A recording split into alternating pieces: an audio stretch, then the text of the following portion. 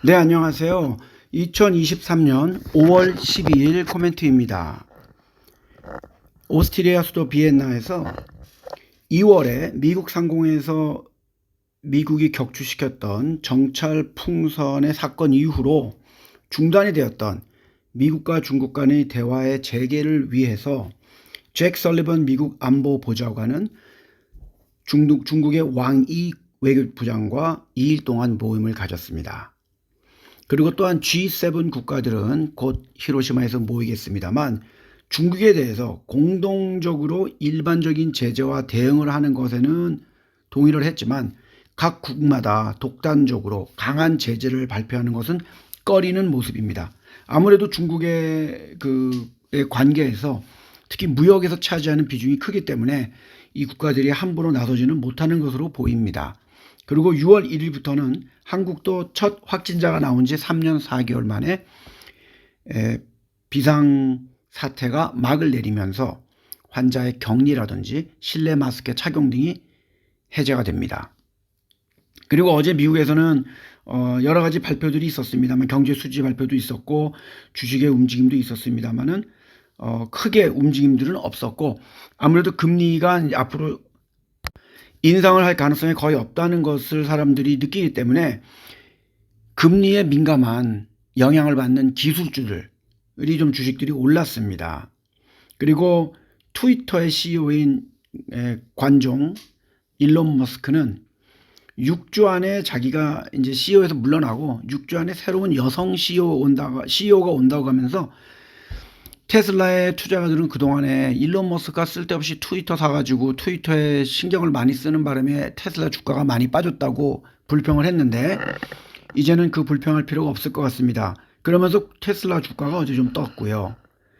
그리고 모겐 스탠리의 어제 발표에 의하면 향후에 AI를 이용한 서비스가 가장 효과적인 회사를 예측을 했는데 구글, 애플, 아마존, 메타 중에서 가장 광범위하고 많은 기반을 통해서 AI 서비스를 제공하는 것이 유력한 회사는 30억 사용자를 가지고 멀티 기반을 가지고 있는 구글이라고 했습니다. 애플도 아이폰을 포함해서 한 20억의 사용자가 있지만 시리가 사용하는 게 있기 때문에 시리 사용에 머무를 것 같고 메타도 하루에 도달할 수 있는 사용자는 30억 명에 가깝지만 전략적으로 취약하다고 했습니다. 구글의 주가는 4.31% 상승을 했습니다. 테슬라는 에너지 가격의 하향세를 보임에 따라 유럽의 대부분 시장에서 슈퍼 충전하는 그 가격을 10% 인하를 했습니다. 그러면서 지난달에는 전 세계 4만 5천 번째 슈퍼 충전소를 설치했고요. 테슬라는 꼭 테슬라 차가 아니더라도 충전할 수 있게 했거든요. 그래서 앞으로 여기에서 수익이 날 것으로 또 예상을 하면서 그 CEO의 사임 소식과 함께 주가가 2.1% 상승을 했습니다. 그리고 마이크로소프트사는 이제 경제가 좀 불확실하니까 올해 모든 정규직 근로자의 급여를 동결했습니다. 그리고는 이제 AI 서비스에 투자를 많이 할 것이라고 얘기했고요. 올해 이미 메타하고 아마존하고 비슷하게 수천 명의 직원을 해고를 했거든요. 그래서 이렇게 해고를 하게 되면 주가가 사실 오르거든요. 근데 어제는 0.7% 하락을 했습니다. 그만큼 좀 상황이 안 좋다는 얘기겠죠. 그리고 일본의 재무상이 어저께 우크라이나 주변 국가들이죠. 뭐 폴란드라든지 이런 나라들이 전쟁으로 피해를 많이 본 우크라이나 난민들을 받아들이고 있거든요. 그거를 돕기 위해서 10억 불, 그러니까 1조 3,300억 원입니다. 이를 지원한다고 곧 발표할 것이라고 얘기를 했고요. 중국의 자동차 제조업체는 4월 달에 중국의 자동차 판매가 작년 4월 대비 82.7%나 증가했다고 합니다. 3월에 비교해서도 9.7%가 늘었다고 합니다. 내부적으로 소비가 아직 안 늘고 있지만 자동차에 대한 소비는 늘고 있다 이렇게 보면 되겠습니다. 그리고 중국과의 관계가 점점 가까워지고 있는 인도의 모디 수상을 바이든 대통령이 6월에 국빈 자격으로 공식 초청을 했습니다. 그리고 1983년부터 홍콩의 대표적인 신문인 밍바오의 정치평론 만화, 가십이죠,를 게재했던 사람이 있습니다. 이 사람이 최근에도 정부에 대한 풍자 게시물을 올렸는데 정부가 이제 비난을 했겠죠, 당연히. 그래서 그가 연재하는 만화가 이제 게재를 못하는 정지가 되었다고 합니다. 또 다른 홍콩이 이제 중국이라는 증거가 되겠죠. 그리고 이것도 재미난 내용인데 미국의 상장기업 회계감독위원회가 있습니다. 이 사람들이 중국 정부하고 10년 동안 협상을 해가지고 지난해 처음으로, 왜냐면 미국이 계속 협박했거든요. 우리가 니네들 기업들의 감사회계 보고서를 보지 못하면 상장 폐지시켜버리겠다 그랬거든요. 그게 한 200여 개였는데 그거를 이제 홍콩에 와서 제출된 자료를 보고 검토하고 가는 걸로 하면서 끝났습니다. 그러면서 이제 미국에 상장된 중국 주식들이 주가가 많이 올랐죠.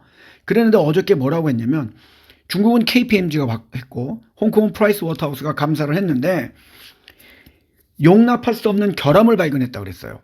뭔지는 발표 안 했습니다. 그래서 아마 이것이 미국에 상장된 중국 기업들의 주가에 앞으로 좀 영향을 미칠 것 같지만 알리바바는 어저께 5.96% 상승을 했습니다. 그리고 지금 임란 전 총리, 그러니까 크리켓 스타였죠. 그 사람을 지금 체포했지 않습니까? 파키스탄에서. 그러면서 그거에 반대하는 사람들이 시위가 굉장히 과격했는데 이제는 파키스탄이 군대를 동원해가지고 강경 진압을 하고 있다. 이렇게 나와 있고요. 그 다음에 이번 주 일요일 날 터키 대선에서 이제 사실은 그 야당이 6개 당이 모아가지고 강력한 후보가 나왔지 않습니까? 케말 씨. 근데 그 사람 말고 다음에 그 두 번째로 강력한 야당 후보가 있었어요. 그 사람이 저번 대선 때도 한번 나왔다가 졌는데 그 사람이 지금 성추문 테이프하고 뇌물수수 혐의가 폭로가 됐습니다. 처음엔 당연히 뭐 아니다 부인했지만 바로 꼬리를 내리고 사퇴했습니다. 이렇게 되면 야권의 표가 더 몰려버리겠죠. 케말 씨로. 그래서 지금 에르도간 현 대통령이 상당히 큰 위기에 봉착이 되어 있다. 이런 얘기고요. 그리고 한국 주식시장은 뭐 하락하고 있습니다만 되게 웃긴 내용이 어저께 에코프로 그룹의 전 회장이었던 사람이 미공개된 정보를 이용해서 법정 구속이 되었어요. 그러면서 어저께 에코프로나 에코프로비엠이 거의 뭐 거의 한 6, 7% 이 정도 하락을 했습니다.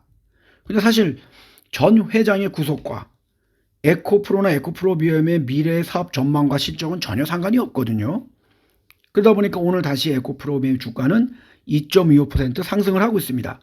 요즘에 이렇게 신문을 보면 사실 그런 게 되게 많아요. 에코프로 주가가 너무 과도하게 올랐다, 팔아야 한다, 뭐 이런 내용이 너무 많은데 제가 누누이 말씀을 드립니다만 전기차의 시대는 도래할 것이고 전기차가 도래한다면 전기차 배터리가 늘어날 것이고 전기차 배터리가 늘어난다면 전기차 배터리에 들어가는 양극재는 반드시 늘어날 것입니다. 그렇기 때문에 세계 2위의 시장 점유량을 들고 있는 에코프로비엠의 주가가 안 올라갈 수는 없을 거라고 생각을 합니다. 물론 투자에 대한 책임은 본인이 지시겠지만 저의 추천은 그렇습니다. 그리고 리플은 여전히 560위원대에서 움직임이 없습니다.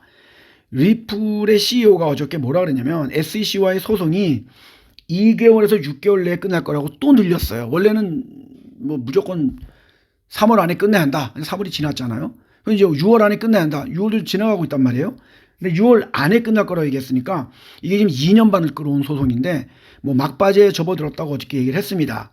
근데 이것 때문에 이제 소송이 자꾸 늘어지니까 단타로 들어와서 먹고 나가려고 하는 투자가들이 떠나고 있어요. 사지 않는 거죠. 그리고 기존의 투자가들은 이제 안 삽니다. 너무 많은 손해를 봤기 때문에.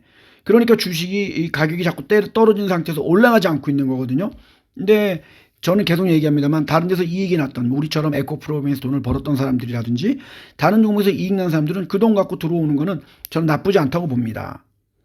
그리고 어제 저희 그 유튜버 싱브로가 보는 세상에서도 쇼츠 영상을 올렸지만 어제 오후에 싱가포르 하늘에 굉장히 진기한 모습이 제 카메라에 잡혔거든요. 그래서 오늘 그 사진도 첨부를 했으니까 한번 시간 나시면 보시기를 바랍니다.